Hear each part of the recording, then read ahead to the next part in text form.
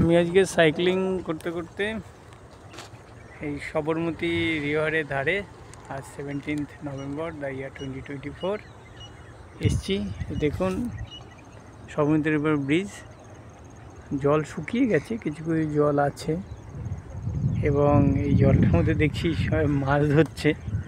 এই মধ্যে মধ্যে এই দুটো বাচ্চা মাছ ধরছিল, এদের বাড়ি আবার এই দিকে কোথায় বললো।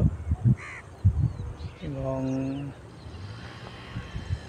বেশ ঠান্ডা ঠান্ডা আছে এখন ওয়েদার, না নভেম্বর মান্থ, বেশ ভালো লাগছে।